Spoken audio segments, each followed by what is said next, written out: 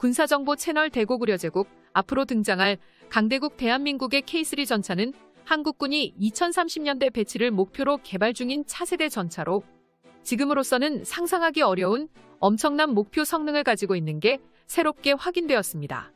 K3 전차는 주무장인 주포로 기존 활강포나 강선포를 사용하는 게 절대 아닌 군사강대국 미국과 러시아에서도 한창 개발 중에 열을 올리는 중인 전열화학포를 세계 최초로 장착하고 전차의 뒤편에는 완전히 새로운 신무장 체계로 탄도미사일 형태의 대전차 미사일 장착을 목표로 두고 있죠.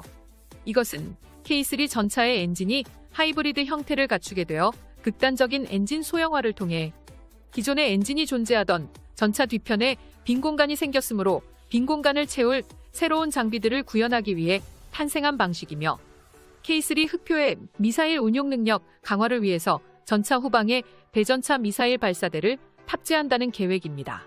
구독과 알림 설정은 영상을 제작하는데 매우 큰 힘이 됩니다. 고구려 제국 K3 전차에 탑재되는 대전차 미사일은 헤비 안티탄 와픈로 불리며 대형급 대전차 미사일, 가장 강력한 대전차 무기로 주로 기갑 혹은 항공기의 플랫폼으로 운영 가능한 가장 상위급 단계의 탱크킬러로 불립니다. 이러한 무기는 연대급 이상의 제대의 무기체계와 통합되어서 운영되는 무기라고 할 수 있으며 기술력 향상에 따라 이제는 K3 전차 한 대만 있어도 수십 발의 대전차 미사일을 독자적으로 운영하는 단계까지 성장한 것입니다. 공대지 미사일과 혼용되기도 하며 유효사정 거리는 최대 24km까지 사거리를 지니는 무기이기도 합니다. 대전차 미사일의 하드웨어는 4세대 발사 후 망각이라는 기술력을 적용해 조준기로 목표를 지정한 후 발사하는 순간 미사일이 사수의 추가 지령 없이 자체적으로 유도되어 사수는 발사 즉시 그 자리에서 이동이 가능한 방식입니다. 기본적으로는 패시브 호밍 방식, 특히 적외선 추적 미사일이 주를 이루지만 K3 전차에 탑재될 대전차 미사일은 적외신 추적 방식뿐만 아니라 적외선 영상 유도 방식의 비약적인 발전에 의해 다양한 여론이 존재하는 지상에서도 표적을 확실히 가려낼 수 있게 됨으로써 명중률을 극한으로 향상시켰습니다. 가장 중요한 것은 대량의 4세대 대전차 미사일이 K3 전차에 장착, 발사 직후 그 자리에서 즉시 이탈이 가능하므로 K3의 생존 능력이 크게 증가될 수 있고 적군의 입장에선 막아내고 반격하기가 가장 난감한 방식으로 통합니다. 고구려 제국, 이러한 대전차 미사일과 지대공 미사일 등 각종 미사일을 전차 뒤편에 효율적으로 적재하고 적군을 타격하기 위해 차체 후방 미사일 발사대 VLS의 도입을 가속화하고 있으며 이러한 무장체계를 강대국 한국이 세계 최초로 달성하는 것입니다. 또한 레드백 장갑차에 적용하듯이 운용 인원수가 획기적으로 줄어드는 무인 포탑을 포함해 KF-21 전투기와 KDDX 이지스 구축함에 장착되는 형식의 한국형 고출력 레이저포를 채택, 적군의 대전차 미사일을 공중에서 요격해 순식간에 지워버리는 레이저 방식의 하드킬 요격 체계를 K3 전차에 실현시킬 것입니다. 이후 군사위성의 도움을 통해 네트워크 체계와 연동하여 다수의 표적을 동시에 타격할 수 있는 다표적 기능, 상당한 수준의 인공지능을 탑재하는 것은 물론 탐지율을 극도로 낮추는 스텔스 형상 설계까지 적용할 계획인데요.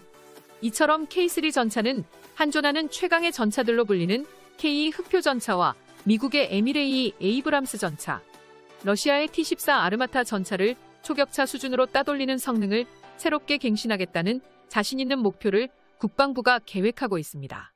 K3 전차의 주무장인 전열화학포는 레일건과 비슷한 속도로 강력한 포탄을 발사하면서 최대 유효사거리를 대폭 늘릴 방침입니다.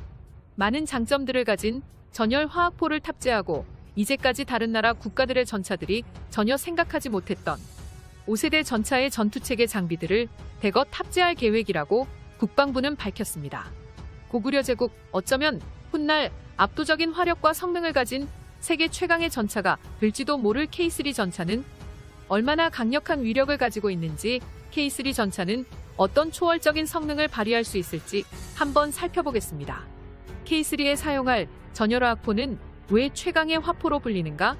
K3 전차의 주포로 쓰이게 될 전열화학포는 뇌관 및 잔약의 연소를 전기 에너지로 제어하는 하이브리드 방식의 신무장 체계로 불립니다. 과거에 존재하던 화포 무장 주포들이 화학 추진제만으로 포탄을 가속시키는 형식을 가지고 있다면, 전열화학포는 화학 추진제가 연소할 때 발생하는 화학 에너지 그리고 외부에서 전해지는 전기 에너지를 병행하며 사용해 포탄을 극한으로 가속화시켜 관통력에서 세계 최강급 효율을 일으킵니다. 이러한 전열화학포는 이론적으로 가능한 최대치의 관통력을 가지게 되며 전차보다 크기가 훨씬 거대한 대형 구축함의 장갑도 손쉽게 관통해버리고 맙니다. 현대시대 날탄이라 불리는 날개 안정분리 철갑한 관통력이 더 이상 유의미한 성능 향상을 하지 못하고 정체된 이유 중 하나가 바로 장약의 폭발력을 더욱 높일 수 없기 때문이었지만, 전열화학포를 이용하면 전극에서 발생되는 전력에 의해 생성된 플라스마가 추진체인 장약을 완전히 100% 연소시킬 수 있어 포탄의 효율이 감소하는 것을 최대한 피하고 이론상으로나 가능한 강력한 관통력을 발휘할 수 있게 되는 것입니다. 이어서 K3 전차처럼 2030년 이후 전력화를 목표로 하는 차세대 전차들은 경량화와 무인화, 자동화에 중점을 두고 있습니다. K3 전차 설계의 첫 단계인 무게 중량은 최대 51톤급으로 기술 발전에 따라 방호장갑의 무게를 가볍게 하고, K2 흡표 전차 대비 차체의 경량화를 통해 하이브리드 엔진 추력을 대폭 상승시킬 것입니다.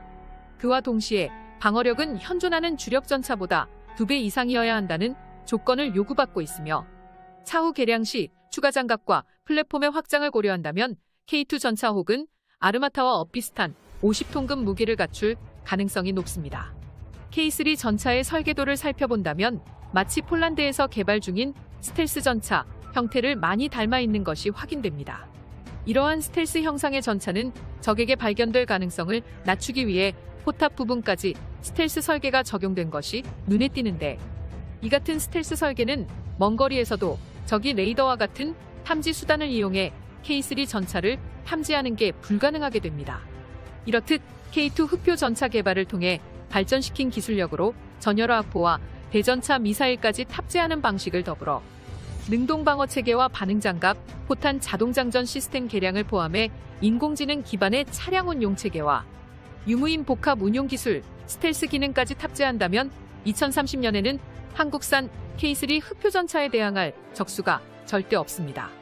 고구려 제국 2030년 K3 흡표전차가 최초로 배치된다면 대한민국의 7군단이 뿜어내는 순간 화력은 일본의 육상자위대 전부와 간도 지역을 불법 점령한 중국의 북부전구 기갑부대를 괴멸시킬 화력을 가지고 있으며, 유럽연합 전체의 기갑부대의 화력을 뛰어넘는 세계 최강의 기갑부대로 불리게 될 것입니다.